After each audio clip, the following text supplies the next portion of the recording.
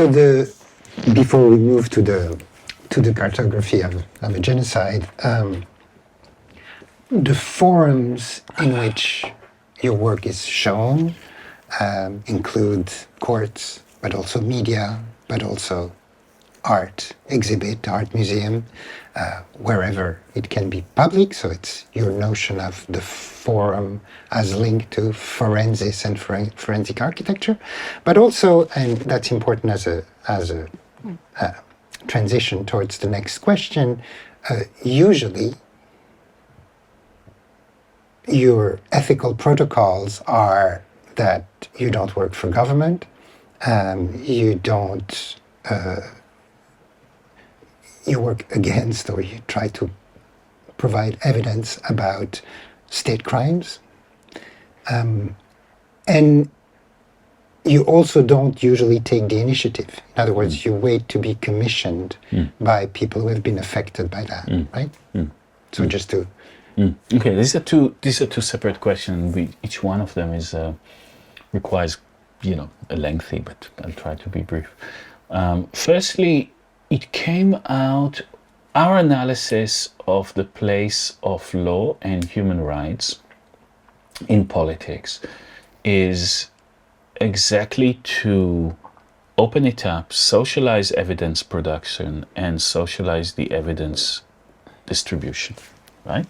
And it's difficult because if you collaborate with a community, and if you say in advance, yes, we are committed to Palestine liberation, to decolonization, in the way that we understand it to be, kind of freedom for all between the river and the sea,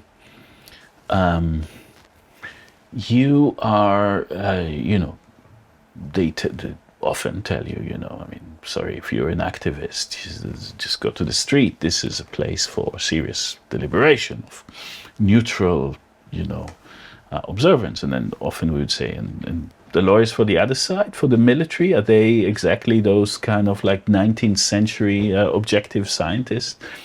No, let the evidence play. But also, it is about the way in which evidence and human rights, in as much as anything is worth in that discourse, is to be linked to political initiatives. So when we take a case, our first analysis is, is it the case for us? Is architecture could help there?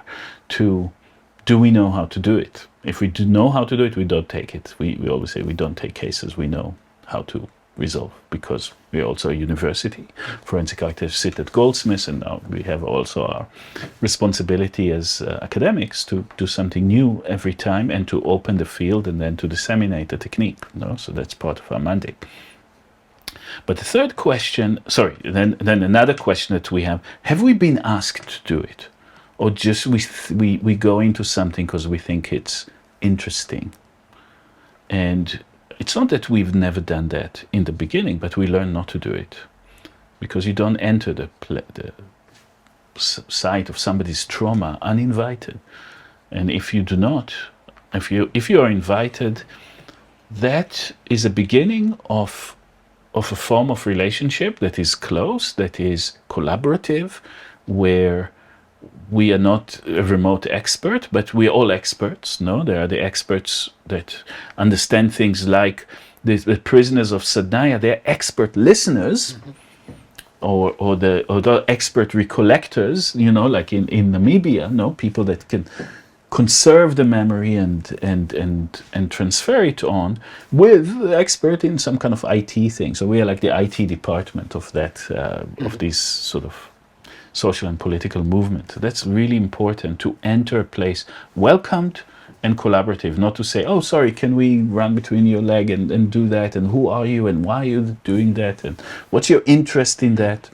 So we learned not to do it, but the problem with that, okay, so we kept on receiving, requests from Palestine, where we were very well known, from Mexico, where we were well known, in Colombia, where we did the Truth Commission, and in other places where we're known, but I don't know, we didn't get requests from India, or from places where we are less known, or people who are not as well connected to the kind of global human right media discourse, etc. So this is also a certain bias that enters into that. So we found ways to become present without entering when we think that there would be a need for our work. But that analysis of the case needs to be political, needs to be aligned with social movement, liberation movement,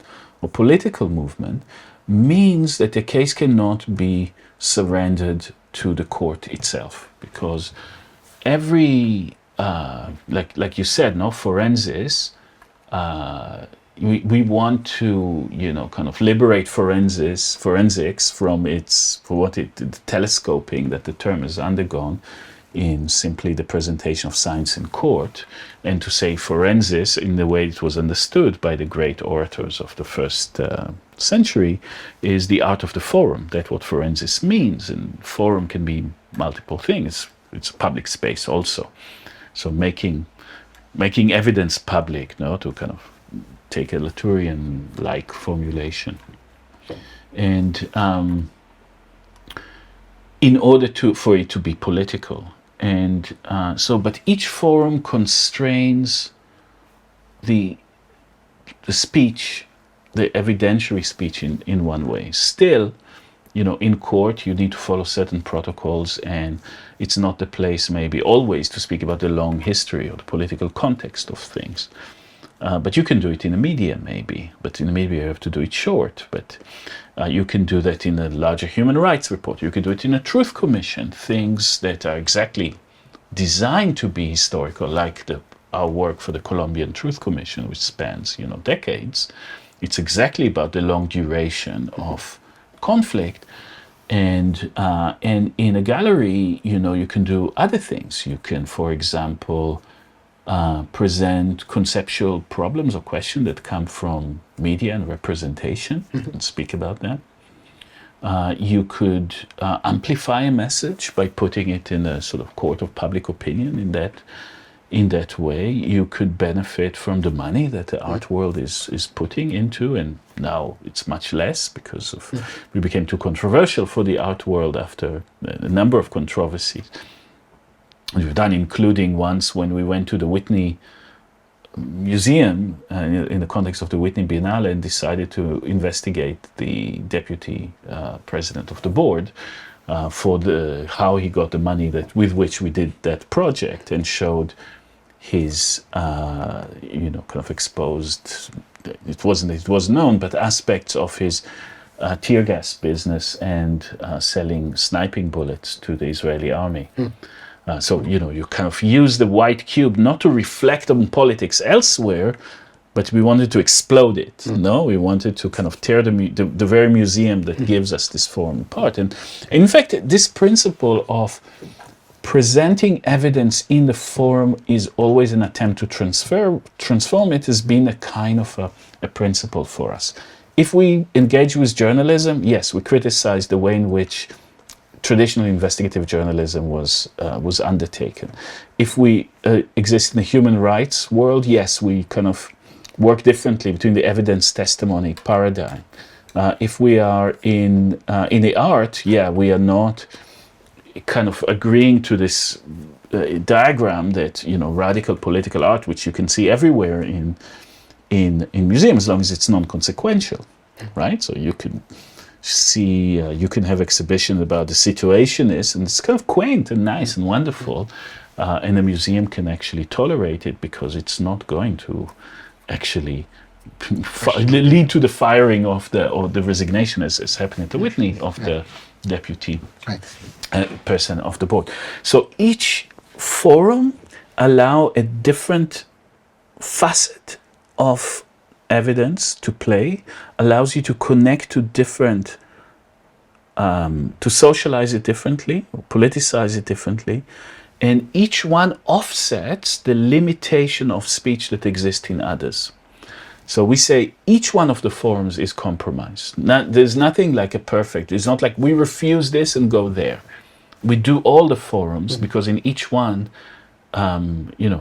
there's limitations and possibilities, and that allows things to happen, which means that we in all compromised forums and being criticized rightly for why you're representing in court. The court is actually a bureaucratic mechanism that is just made by the state for the state, and you just give legitimacy to a legal system that need to be discarded in a revolutionary manner.